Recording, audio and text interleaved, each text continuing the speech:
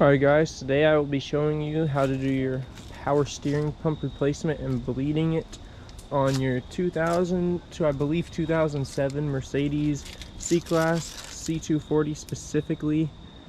I believe it is the same for all of the V6 motors in the C-class, but specifically the 240. Before we do anything, we're going to want to drain the power steering fluid. This goldish brass line connected to the power steering pump runs all the way under the vehicle, straight down there, and we're going to want to disconnect it under the vehicle right at this point right here. It's just this line that runs right here, and it's a either Phillips head screwdriver or 7mm socket, and then you can take it off after you get the little clamp off, which is right here. I took the screw out of mine, slide it back easier. You want to start wiggling this line off.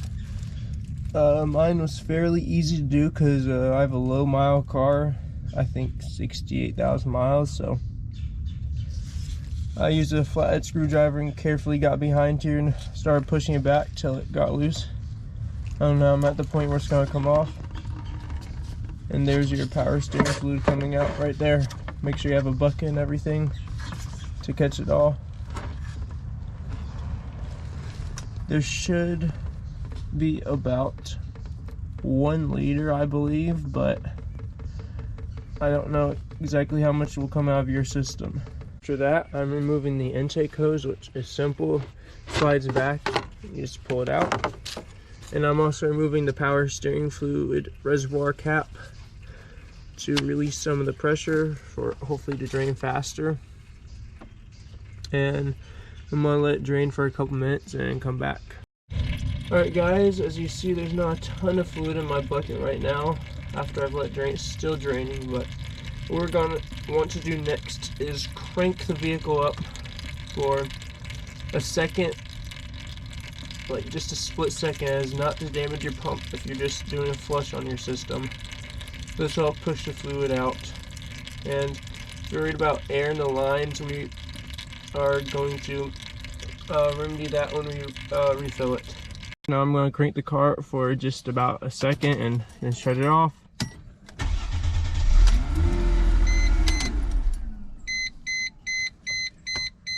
I'm going to do that a couple more times.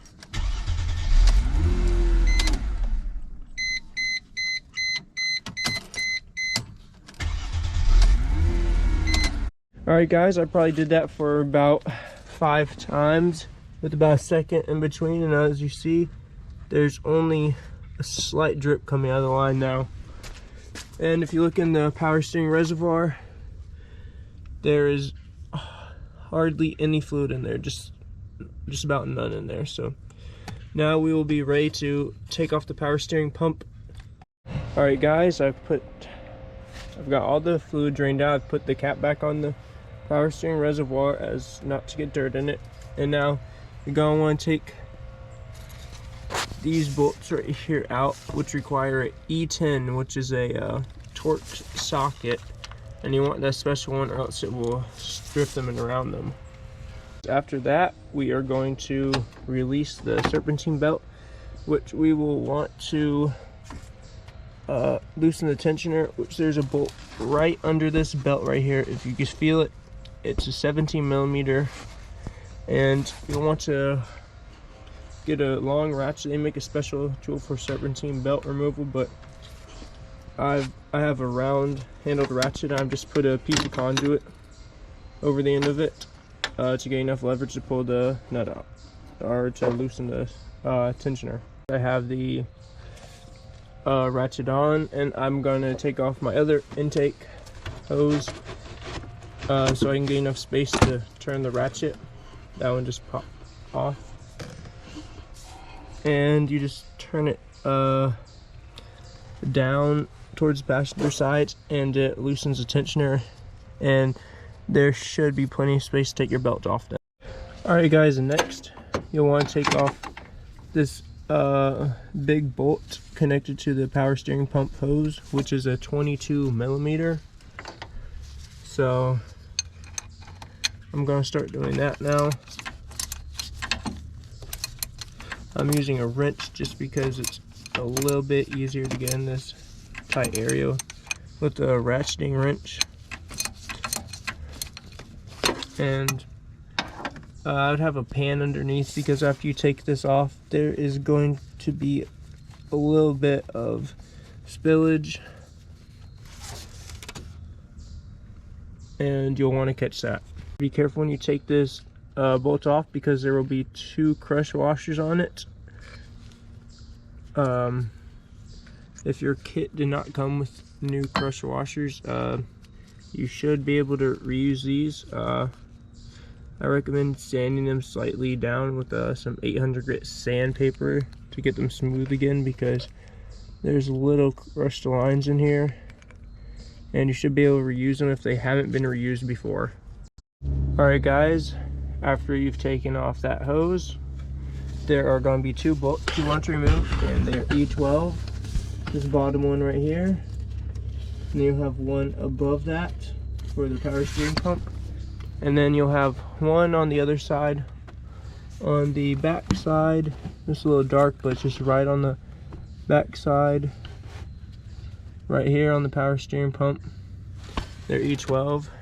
They're not too bad to get to, but I am gonna have to use the extension for the front side because it's a little tight in there. Alright guys, the bottom bolt was a little tricky to take out because I had to hold the tensioner down and out of the way so I could get to it. But other than that, the bolt should come out fairly easy. And then power steering pump should come off. Alright guys, before I took out the last bolt right under here, my light is cycling. I removed this hose from the power steering pump because you'll have to remove it to take out the system. I just set it up top as not to spill much fluid at all. Alright guys, there are actually 3 bolts on the back. One here, one right here, one below, and then the other one is right here. You can see that. This one right here. What I've had to do is use a 3/8 wrench and use the end with all the teeth because I cannot get my ratchet back there. It does not stripped it, but I don't know if I'll be able to torque those down when I put it back in. So I had to use a wrench to get these off, and it's kind of tricky, but it's not too bad once you break them loose. Once you get all those 3 bolts from the back removed, you'll want to remove everything by slowly wiggling out the power steering reservoir, which I've already got most of the way out, so it should slide out. Has these little clips on the side that go in there, and then you'll just want to pull everything straight out of there and disconnect the pump from the reservoir. Then you'll be ready to put your new pump on. And to do that, you just have this little C-clip kind of. You'll want to put a flat screwdriver behind there, and it should come right off. Alright guys, you want to slide the C-clip back in here, right there, and then you'll want to slide this right here back in place in this little groove, and then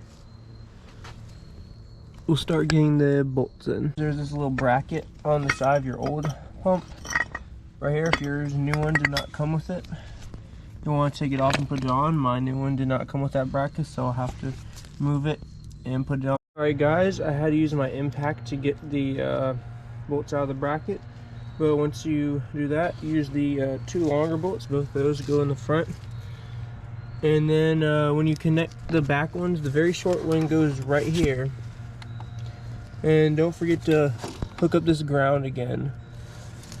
And then the 2 other long ones, the longest one goes in the bottom very back, and then the next longest goes right up in the top one. After that, it should be good, and then you'll have to bleed the system. Now that we've gotten the front bolts in, I want to get the back bolts in. The shortest one goes here, and don't forget to connect your ground. Then you'll want to put your next longest at the top and then the longest at the bottom for the back. Then we'll want to connect this power steering hose right here. Make sure you have good crush washers. Connect this hose right here at the top. And then last, we'll want to connect the hose at the bottom that we disconnected at the beginning. And we'll fill the system with fluid. Not every system is going to have the same amount of fluid depending on how much you drained and how you drained it. So you'll want to measure using this cap. I'm gonna get everything connected. Alright guys, here's my old fluid. It's really dirty.